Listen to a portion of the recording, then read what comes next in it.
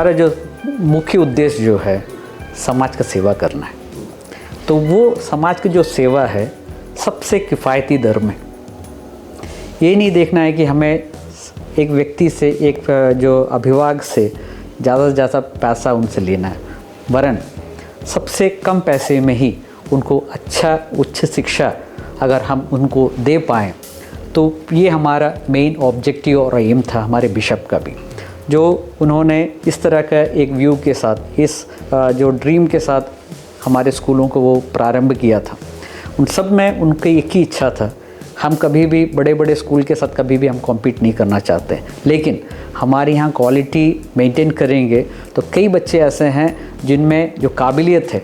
उसको अगर हम उसको अच्छी तरह से निखार लें, उसको हम अच्छे से नक्काशी करें, तो हमें इस चीज़ का भी गर्व है कि हमारे यहाँ से कई IPS ऑफिसर्स, IAS ऑफिसर्स, कई डॉक्टर्स, कई इंजीनियर्स और इस तरह के जो है बच्चे यहाँ से पढ़ के निकले हैं।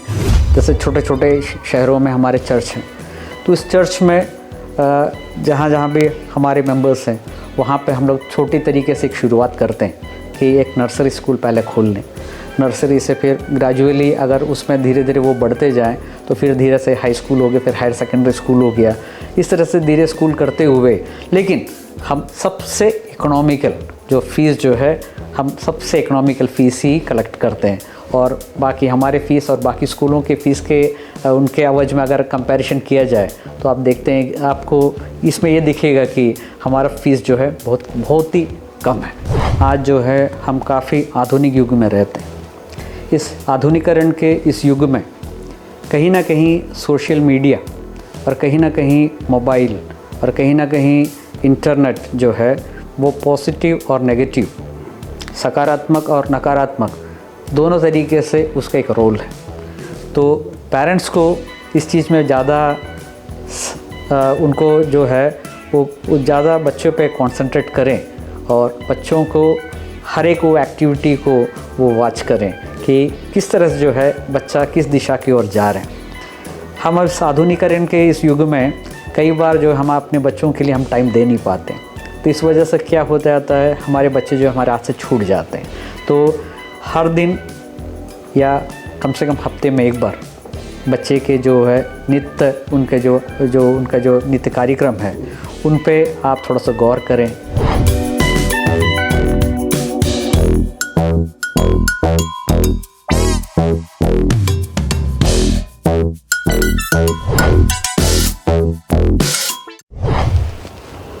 नमस्कार, द ट्रायो दरस में आपका एक बार फिर से स्वागत है। यह हमारा सौभाग्य है कि छत्तीसगढ़ के बैलाडीला क्षेत्र से आज हमारे ऐसे शख्सियत बैठे हैं, Jacob Thomas, secretary Kolkata diocese, जो शिक्षा के क्षेत्र में, सेवा के क्षेत्र में काफ़ी उल्लेखनीय कार्य कर रहे हैं। आइए उनसे जानते हैं उनका आज तक का सफ़र कैसा रहा और कैसे लोगों की वे सेवा कर रहे हैं। फादर, आप थोड़ा सा अपने बारे में बताएंगे, जन्म और शिक्षा। मेरे सारे दर्शकों को मेरा प्यार भरा नमस्कार। बैलाडीला या किरंडू लोह नगरी के नाम से विख्यात है। मेरे स्वर्गीय पिता और माँ दोनों जो है बैलाडीला में 1967 से अपने जीवनी को वहाँ पे व्यतीत करते थे। कि मेरा सौभाग्य है कि वहाँ पे पला बड़ा, अपनी सारी जो शिक्षा जो है वहाँ पूर्ण करने के बाद अपने उच्च शिक्षा जो दीक्षा जो है, हम एक प्रीस्ट बनने के लिए, एक पुरोहित बनने के लिए जो Saint Thomas orthodox theological seminary Nagpur से पढ़ने के बाद 2003 में इस डायसिस में एक पुरोहित के तौर पे मैं यहाँ पे अपना कार्यभार संभाला। उसके बाद विविध जगहों पे मैंने अपनी सेवा देने के बाद जो सर्वप्रथम इंदौर पीतमपुर के बाद फिर बैलाडीला जगदलपुर,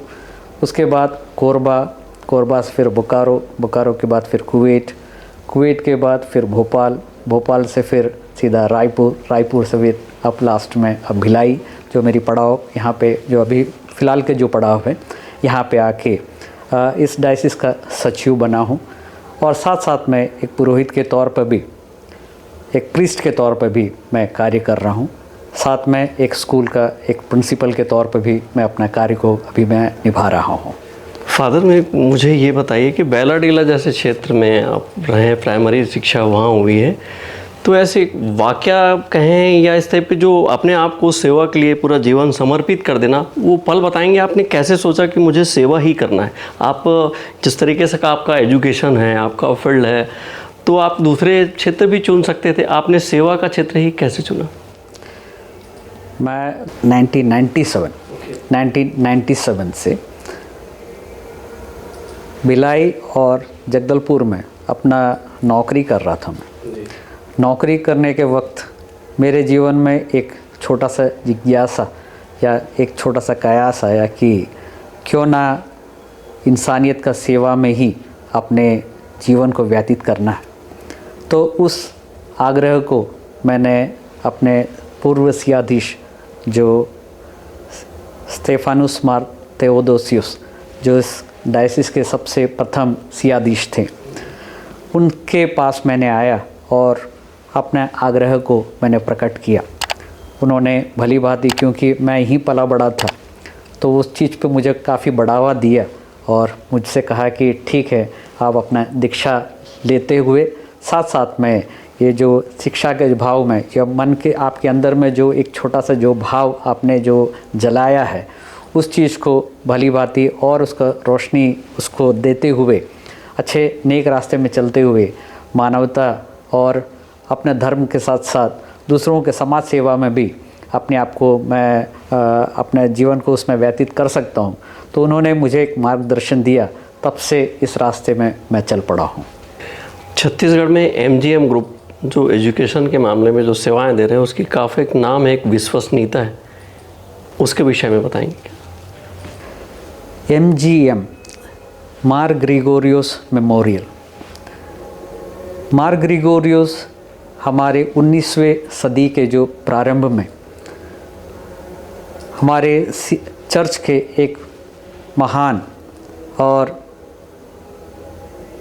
एक ऐसे एक संत थे जो समाज सेवा और गरीब तबके के लोगों के उत्थान, उनकी भलाई और उनको अच्छी जगह पहुंचाने का उनका जो अच्छा एक स्वप्न था, उनके मन में जो आकांक्षा थी जो लोगों के बारे में,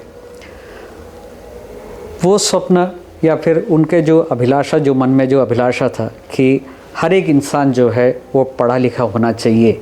और समूह में उनको एक शिक्षा मिलना चाहिए। तो उस छोटा सा एक सोच को जो हमारे कलीसिया ने जो स्वीकार किया और करीब करीब हमारे 2000 से भी ज़्यादा MGM group of schools all over जो है केरल और इंडिया में करीब करीब हमारे स्कूल्स हैं। तो इन सारे स्कूल्स जो है सब में इन्हीं संत के नाम से, जो मार ग्रिगोरियोस, उन्हीं के नाम से ही ये स्कूल जो है विविध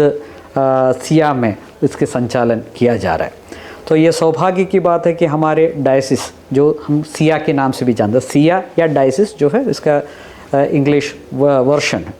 तो इस डायसिस में भी कम से कम 34 से करीब 34 स्कूल या 34 स्कूल और कॉलेज हैं हमारे। तो इसमें एक इंजीनियरिंग कॉलेज है, 2 कॉलेज है हमारे, पोस्ट ग्रेजुएशन का जो कॉलेज है, और बाकी जो है करीब करीब सारे हमारे स्कूल्स हैं।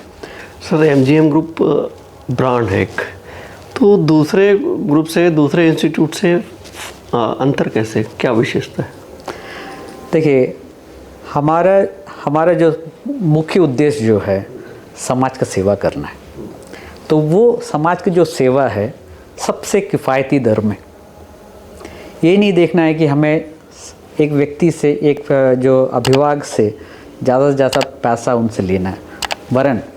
सबसे कम पैसे में ही उनको अच्छा उच्च शिक्षा अगर हम उनको दे पाएँ, तो ये हमारा मेन ऑब्जेक्टिव और एम था हमारे बिशप का भी। तो हमारे, जैसे मैंने बताया, हमारे पूर्व जो सियाधीश थे, जो स्वर्गीय स्टेफानुस मार तेओदोसियुस, जो उन्होंने इस तरह का एक व्यू के साथ, इस जो ड्रीम के साथ हमारे स्कूलों को वो प्रारंभ किया था, उन सब में उनकी एक ही इच्छा था, हम कभी भी बड़े बड़े स्कूल के साथ कभी भी हम कॉम्पीट नहीं करना चाहते, लेकिन हमारे यहाँ क्वालिटी मेंटेन करेंगे। तो कई बच्चे ऐसे हैं जिनमें जो काबिलियत है उसको अगर हम उसको अच्छी तरह से निखार लें, उसको हम अच्छे से नक्काशी करें, तो हमें इस चीज़ का भी गर्व है कि हमारे यहाँ से कई IPS ऑफिसर्स, IAS ऑफिसर्स, कई डॉक्टर्स, कई इंजीनियर्स और इस तरह के जो है बच्चे यहाँ से पढ़ के निकले हैं, जो कहीं ना कहीं हमारी उस सेवकाई या सेवा के भाव के द्वारा जो समूह में अपना जो है उल्लेखनीय जो अपना जो कार्य जो है वो समाज को वो वापस बच्चे लोग दे रहे हैं। भले समाज का समूह जो सेवा करके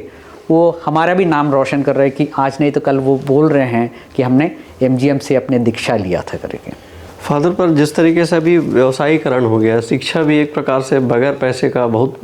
कठिन होता जा रहा है, उसमें MGM ग्रुप कैसे सेलेक्ट करती है, कैसे प्रचार प्रसार होता है कि गरीब तबके के जो आर्थिक रूप से कमज़ोर हैं वो बच्चे आए और जाने कि MGM में इस तरीके से फीस स्ट्रक्चर है, ऐसे सहायता होती, कैसे इसमें प्रयास करती है MGM? देखिए, जहाँ जहाँ हमारे चर्च के मेंबर्स हैं, जैसे छोटे छोटे शहरों में हमारे चर्च हैं, तो इस चर्च में जहाँ जहाँ भी हमारे मेंबर्स हैं वहाँ पे हम लोग छोटी तरीके से एक शुरुआत करते हैं कि एक नर्सरी स्कूल पहले खोल लें।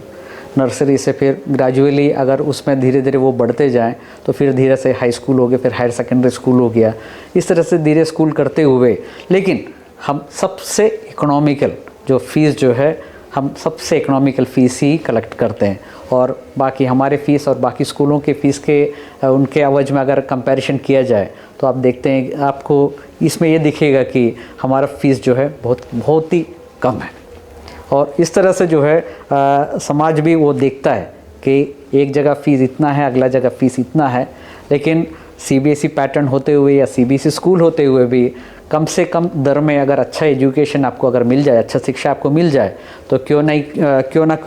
वहाँ के जो नागरिक है, वहाँ के अभिभावक है, वो खुद ही ढूंढ के ही हमारे स्कूलों में आते हैं, एडमिशन लेते हैं। और हम भरपूर यही कोशिश करते हैं कि अच्छे से अच्छा एजुकेशन, शिक्षा जो है उन्हें किफ़ायत दर पे उनको मुहैया किया जाए करके। फादर, आपके पास ऐसा कोई प्रेरणादायी उदाहरण जो गरीब तबके के या जिस तरह आर्थिक रूप से विपन्न जो लोग हैं उनमें से MGM स्कूल में, इंस्टीट्यूट में वो आए और आज बहुत शानदार जगह में, प्रभावशाली में जगह में है, जो प्रेरणादायी है ऐसे लोगों के लिए, ऐसे उदाहरण? देखिए, हमारे MGM रायपुर स्कूल के जो हमारी एक बच्ची हैं, मैं यहाँ पे किसी का व्यक्तिगत नाम लेना मैं नहीं चाहता हूँ, लेकिन हमें उस चीज़ का एक गर्व है कि हमारे यहाँ से पढ़ा हुआ जो बच्ची है वो IAS ऑफिसर के कैडर में अपनी ट्रेनिंग ले रही है। 1 साल के बाद IAS के कैडर में वो आ जाएंगे। तो इस चीज़ का हमें एक खुशी है कि छोटे छोटे से तबके के लोग जो हैं वो उनके माता पिता खुद भी अपना वक्तव्य देते हैं कि हमारे पास इतना पैसा नहीं था कि हम बहुत बड़े स्कूलों में जाके हम एडमिशन ले पाए, लेकिन जो भी किफ़ायती दर में MGM ने जो भी शिक्षा जो दिया उसका जो है भरपूर उसका जो है रिटर्न हमको मिल रहा है कि कम से कम हमारे बच्चे जो है इस ऊंचे पायदान में कम से कम आज पहुँचे हैं करके। और कुछ नहीं तो कुछ 1 साल में जो हमारे इस 34 स्कूल जो है MGM ग्रुप ऑफ स्कूल्स हैं, कुछ नहीं तो कम से कम 1 से 1.5 करोड़ रुपए का जो है उनको जो अनुदान, उनका फ़ीस जो है माफ़ी, रियायत उन सबको देते हुए, जो भी गरीब तबके के जो लोग हैं, हमारे बिशप को, हमारे चर्च के प्रीस्ट है, जो प्रिंसिपल है, उनको जब भी हम उनके पास वो जाते हैं, उनके अपने समस्याओं के साथ वो जब भी पहुंचते हैं, कोशिश हम भरपूर करते हैं कि उनके हम सहायता अन्य तरीक़ों से भी हम करें, उनका फ़ीस जो है माफ़ किया जाए या 50% या कुछ जो भी कंसेशन उनको जो रियायत उनको देना है उसको रियायत को देते हुए उन बच्चे को जो है कभी भी शिक्षा से वो बेदखल ना हो, वरन जो है समूह में भी वो अपना योगदान वो जिस तरह से भी दे पाए, ताकि क्या है कि ये एक बच्चे का अगर एक प्रमोशन अगर इस तरह से होता है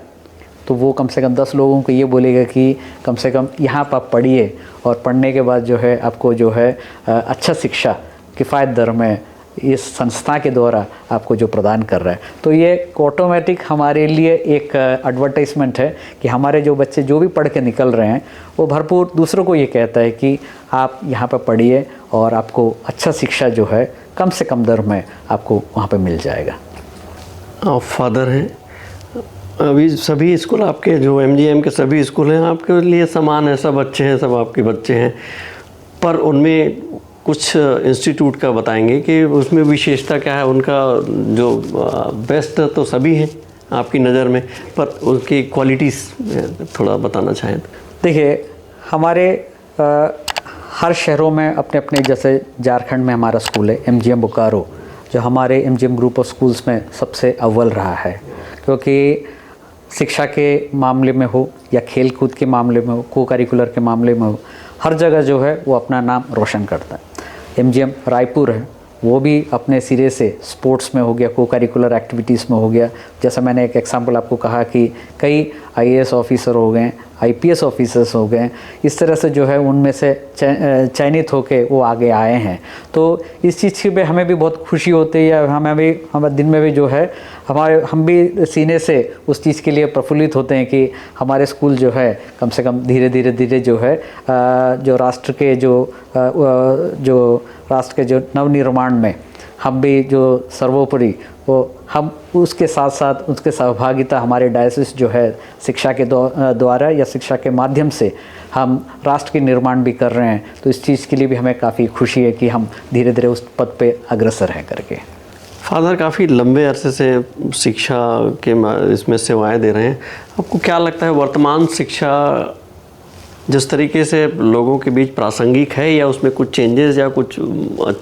चेंजेस करने की आवश्यकता महसूस हो रही है एक शिक्षाविद के हिसाब से, बताइए। देखिए, आज एक प्राचार्य के तौर पे मुझे अपने दर्शकों को ये कहना है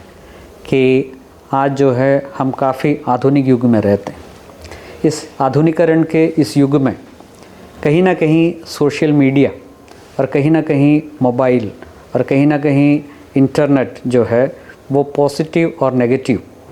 सकारात्मक और नकारात्मक दोनों तरीके से उसका एक रोल है। तो पेरेंट्स को इस चीज़ में ज़्यादा